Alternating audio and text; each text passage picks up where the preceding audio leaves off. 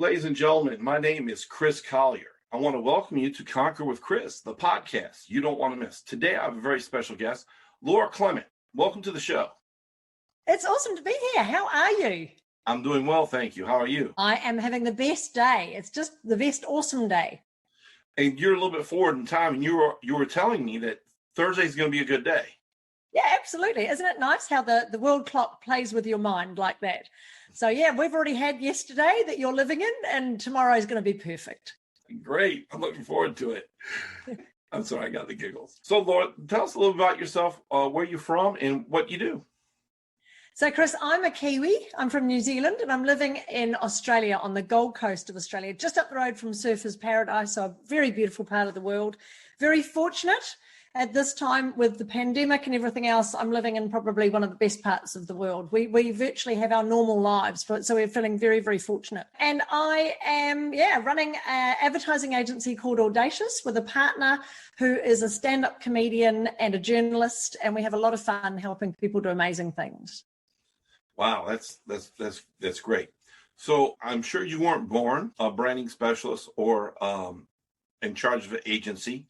So let's go back, Lauren, if we can, and go back through your life and kind of start to start at the beginning and work our way to this. I'm sure everyone wants to hear your story, so let's hear about it. So, good point, Chris. I was born when I was a baby, so that's always, a good starting point. And I think I'm going to start it a bit later on than that, though. I was about 8 years old, and I was in a little country school in New Zealand, a place called Hunua, which is in the whoop whoop, they call it in Australia, back of nowhere. And I was in a little country school, and my headmaster, who was also the English teacher, sat next to my desk, and I can remember him doing this. And he basically said to me, "You're not getting this reading and writing stuff like the other kids. I think you've got word blindness," which back in the late 70s, early 80s was dyslexia. So sounds like a horrible thing to say to a child that they've got word blindness. He said, you're never going to be able to learn to read and write the way the other kids do. But he knew me really well, Chris. He knew that anything you told Lauren she couldn't do, I was going to go and prove you wrong. I was going to go out there and absolutely, nail it. So he encouraged me to get into reading. I loved The Lion, the Witch and the Wardrobe was my favorite book, and I read the whole series. And over the course of the next couple of years, he really helped me get to grips with my dyslexia. I used to take a book of words home every night, and someone would read them to me, and I would remember what they looked like. And that was my superpower that I've discovered. This disability I had, of not being able to read properly, actually became a superpower, which is awesome. So I taught myself how to read and write by remembering the shape of the words.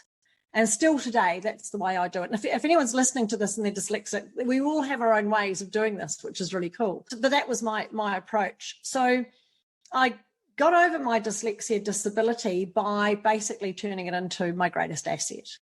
And when I later became a graphic designer, obviously very creative. Most people are creative and dyslexic. Not so good with numbers and letters, but we're awesome at other stuff. And I got into graphic design, and I started working for advertising agencies when I was a teenager, 19, 20. I was sent to London to train. I got all these amazing opportunities. And I actually became a production manager for some of the biggest world-leading agencies, Saatchi & Saatchi, Clemenges, Ogilvy's. And I was like their insurance policy in their production department. So anything that would come past me, I would just scan it and check, was it right? Because I had this ability to see if the brand was right by the shape of it, the color of it. And I could remember, was it last year's brand? Had it been stretched somehow?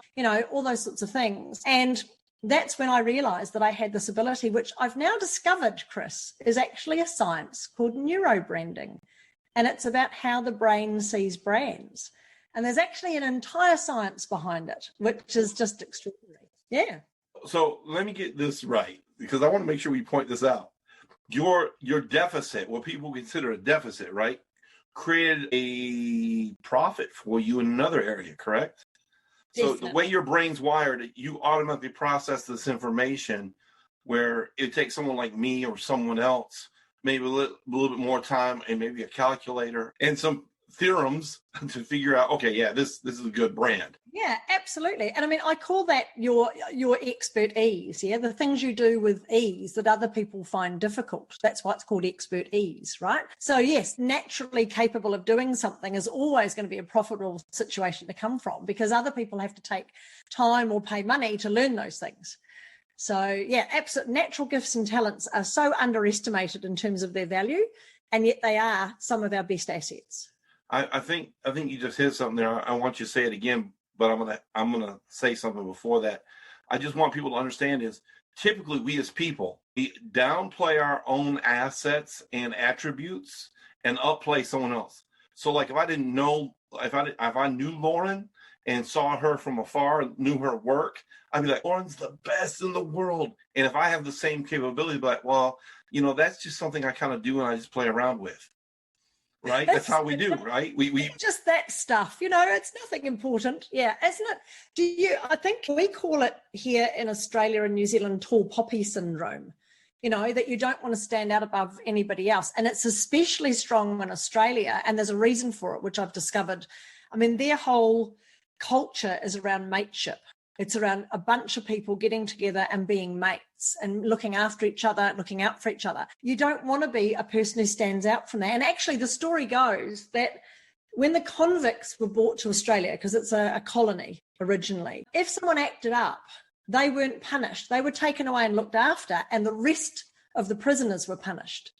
And it was a whole mental thing to try and drag them and keep them back down into that mentality of being convicts. So they've got this sense of you don't go above your station, you don't stand out. You've got to be like us. And we admire from afar the American way of cheering on your champions. And I wish there was a lot more of that going on in Australia and New Zealand for sure. I think we all need to find the champion in us and in others and cheer it on. I interviewed someone recently and they call it giraffism. Giraffe stands out above all the other animals as far as the tall neck. And you have to stand out. So I think people need to embrace the inner giraffe. But that being said so you figured out you had this gift and then you said, I'm guessing right now, I don't know your story, but I'm guessing at some point you said, I'm doing this for all these other important big name companies. I need to do this for myself, because if I'm their insurance policy and I take that insurance policy away, I'm sure they'll get someone else, but I can be someone else's insurance policy, and I can make sure that I'm making a good living and doing it the way I want to do it. Yeah, absolutely, Chris. And it's that leap of faith, isn't it, that you've decided you've got this talent within you and it's of value. Yeah, when I finished working for the big agencies, I actually went and worked for a corporate, and I managed a year. That was as long as I could deal with working in corporate land. And it was fabulous. I was a brand manager. I got to do some amazing things with big budgets, which was great, and work normal hours and all that sort of stuff compared to working in agency land, which was just chaotic. I got out of that world and I started my own advertising agency for those very reasons, Chris, that I decided that I had the skill and talent. I was great at working with other people. I could build teams really quickly, and there were opportunities out there. So, and it's all about leverage, isn't it, Chris? It's about deciding, if I've got value, how do I leverage that to really turn it into something that I'm passionate about and I'm proud of? So I started my own advertising agency, and that ran for a good 7 years in New Zealand. And then I moved country. And I had to start from scratch again. So I started a consultancy when I moved to Australia. And now I've taken on a business partner. And it's been a big step for me to trust another business partner with what we're doing. It's working out really well. It's never easy sailing in business. We talked about sailing before. It's ups and downs. And if you imagine that it's all going to be perfect, then sorry, there's no such thing as perfect. But yeah, if you can find the right people to surround yourself with and step out of that comfort zone a little bit, absolutely believing in yourself, Chris, being your own best cheer squad, championing yourself. There is a time when you will stand up and go, I've got something of value and this needs to be out there in the world. And I believe everybody's got that. So you founded this new agency with a partner who happens to be a writer, which I think is key, because you're the creative side and he's probably the formative side, right? So he creates form and function, and you create the outlandish, the colors, the design and all that. It works real well together, especially in what COVID has done. We were headed towards a more digital society. What COVID's done, to be honest with you, is force the issue to make it quicker. Absolutely. It's not quite as plain sailing as you've described, actually. My business partner she's actually an ex-journalist. She's also very creative. She's a creative writer, but she's also a stand-up comedian. So this larger-than-life character. So I love her to pieces, but not systematic at all. In fact, I'm probably even more systems-based than she is.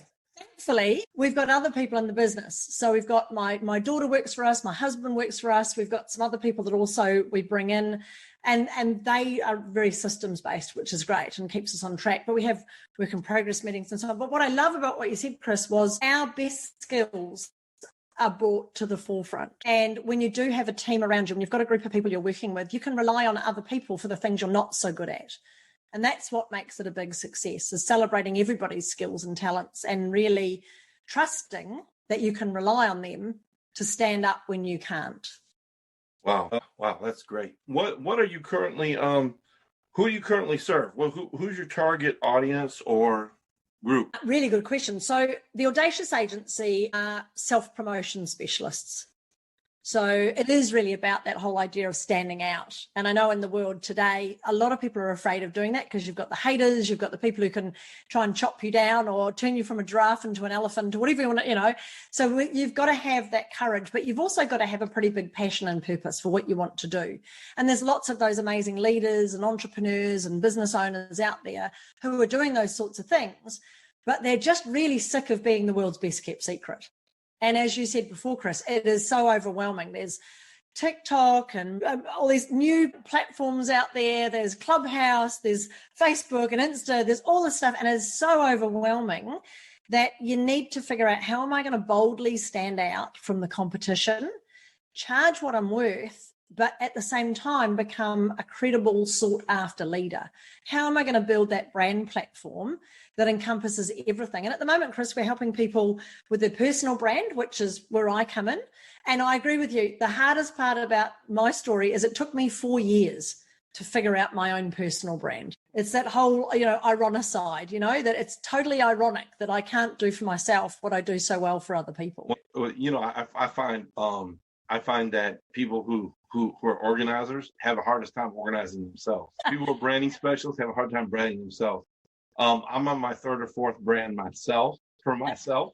So don't be surprised if this changes, I also think that there's something to this, right? If you look at Hewlett Packard, a worldwide renowned computer company, they first, I believe, were a time clock company. IBM, same thing. They were a time clock company. So people who have been something else. So if you take these companies, these brands that are well recognized, they first did something and they changed and adapt based upon what was needed. Motorola was a pager company, and now they're a phone company, So if you don't adapt and change, you get lost. For example, Blockbuster, well-known company here in the States, got their lunch ate by up-and-coming Netflix, because Netflix was based off of an employee's idea about sending videos through the mail. And Blockbuster said that was preposterous and said, no, we're shutting you down. And so the employee said, oh, no, I'm going to go start my own thing. And now there's no Blockbuster, but there's Netflix. Yeah, so absolutely. I think pivoting and changing and adapting and evolving is all what people need. But I have a question for you, Lauren. Somebody's just starting today. They don't know too much about branding. They don't know too much about social media. They don't know too much about anything, but they know they need to start a business. They know they need to get online and do something. What would you tell them how to stick out, how to stick their neck above the clouds, how to brand themselves in a way that works and is something feasible and not too overreaching? Yeah, good question. And a big question as well. We could talk for hours about that, but we're not going to. What I like about what you've asked me is that before that, you talked about the fact that you can't just create something in a box. You need to be able to adapt. What I talk about all the time is thinking of your brand as a platform that you're creating, like an umbrella brand, like what you just mentioned, IBM, Virgin, all these brands have lots of other products and services within their brand, which means that they can adapt, they can change, they can pivot, they can modify, regardless of what happens in their life, and the brand stays the same. There are lots of brands that have launched Nike have launched product that absolutely sucked. and they had to pull it off the shelves and throw it away. But that's okay because they've got all these other products that work really well. So if you've got an umbrella brand, if you think about what you want to create as a long-term brand based on things that won't change.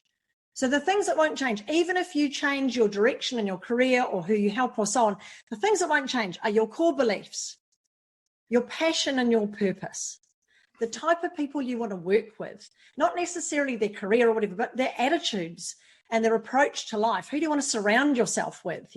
Think about the types of problems in the world that you really want to help solve and build a brand out of that. Don't start with the what can I sell that someone's going to pay me for. Start off with an overarching proposition, an umbrella brand, and then figure out what the products are out of that. It's called, in my process, Chris, it's called finding your brand's true north. And there's a whole exercise you can do. But basically, it pulls together what is the problem that you solve? What is the particular process or unique approach or products that you have that do that provide that solution? What's the outcome that you want to deliver for people, that transformation? And then why are you so passionate about it? If you can package all of those things together, you've got a really good foundation for your brand and for your business. I like what you said. How do you offer a solution, right? And I would say to that person that we talked to earlier who thinks they just have a knack or inkling to do something, that is your superpower. Go with that. That is your aspirin to someone's headache. Just be honest, as I'm working on a project now about leadership, because there's a huge leadership vacuum in the internet marketing community. A lot of people out there causing noise, saying they're coaches and leaders, but you don't see them delivering value. And my biggest thing is the vacuum is a value vacuum, really. And leadership always comes from underneath in serving and helping and brings everyone else up. So when the tide rises, all the ships rise with it, right? So we have to be in a place where if you're listening now and just getting started, I'm agreeing with Lauren, what you bring to the table first has to bring everyone else up. Before you put a price tag on it, just bring the value. I have a simple content branding technique. It's called 8-to-1. You put 8 pieces of content out, you ask for one sale. You ask for sales one time out of the 8 times. You don't ask every time because you're called to bring value. Zig Ziglar said it best. If you give enough people what they want, you can have what you want. Yeah, absolutely. And there's a really interesting way of approaching that as well, Chris. I love the fact that you come from a place of service. And that's really what we're trying to do. We're trying to help transform someone's life from a place of pain to a place where they're happier or more productive or whatever it is that you want to provide them with. Especially as a coach, you want that transformation. I talk about it as being a pro, right? Problem, resolution, outcome. And if you're listening to the podcast, you need to pull over to the side of the road and get out a pen and paper and write this down, right? I don't want you to have an accident. Or if you're on a train or something, then great, write this down. Problem, resolution, outcome, PRO. So you always have to start with the problem, yeah? Otherwise, what is the point in going out there saying, hey, I can solve things for you, unless you've painted a picture of what the problem is in people's lives. So that will help them get naturally attracted to whatever you're doing with your marketing, with your blogging or podcasting or anything you're doing. What is the problem that you're solving? Then you have to talk about the resolution. How do you solve that for people? What is your unique approach, your step-by-step system, your 8-in-1, your whatever it is? What is your unique approach to helping them resolve that problem they've got? Now, a lot of people do that. They find that really easy, and that's great. The trouble is they stop there. And the human brain, based on the neurobranding science that I know and I've now trained in and so on, the brain paints a picture of the outcome in milliseconds. And if you don't give them an outcome, if you don't paint the picture of the transformation that they're going to get, they will paint their own picture. And it might not be what you want it to be. So you've got to paint that picture of the outcome.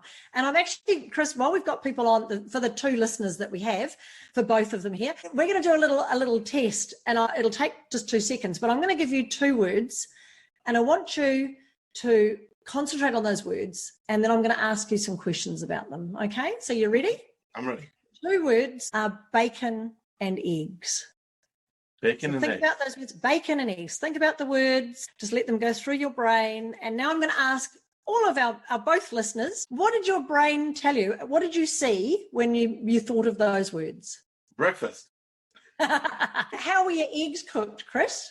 They were scrambled with cheese. Scrambled with cheese? Oh, with cheese. Wow. And were they on a plate, or were you at home or at a diner? They're on a plate. I was in a restaurant, actually. Nice. I like it. I'm coming with you for breakfast. So the thing is, did I even tell you they were cooked? No.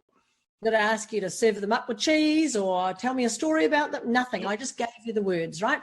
So within milliseconds, your brain painted a picture of the outcome.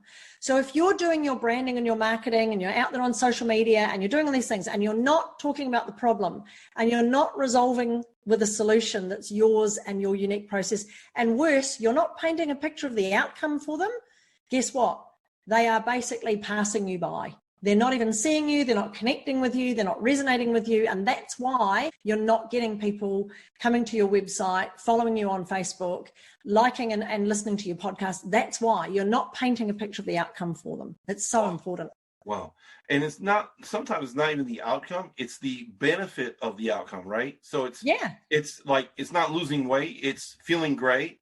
Being able to absolutely fit in the smaller clothes. It's being able to wear the swimsuit to the beach. It's being attractive to whoever you're attracted to. It's all those things. So sometimes it's not the actual benefit, it's the benefit to the benefit, right? Absolutely. The confidence and all those other things that come out of it.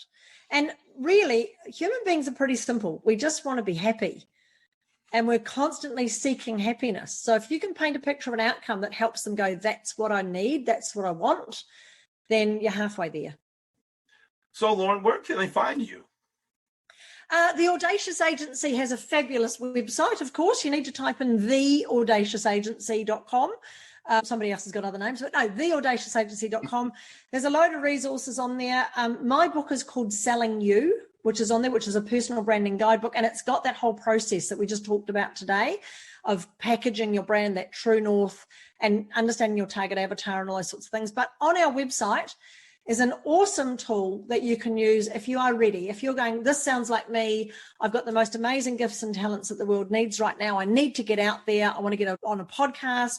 I want to be a speaker. I want to get in the media. I need to get myself out there and my story out there. We've got something called the Weekly Rocket, Chris, which goes out every Wednesday. And it's just a short list, 6 to 10 opportunities. It's totally free and it's international. So it's speaking gigs, podcasts looking for guests, guest bloggers wanted, media opportunities, awards you can enter, all sorts of opportunities to build your brand and create a profile and be seen and heard. Wow, that's great. And anyone can do that. There's, like you said, there's no charge, right? No, totally free. Wow, that's great. That's great. Anything else? Wait, do you have a quote you like to share? Almost forgot. Have I not already used enough today? I do tend to finish off all of my, like the lovely Marie Forleo does. Doesn't she do that so well? With a great end line. I always say to people, hey, look, you have the most amazing gifts and talents that the world needs right now. And there is no place in business for modesty. So get out there. You deserve to be well-known, well-paid and wanted. Just get out there and do it. Wow, that's great.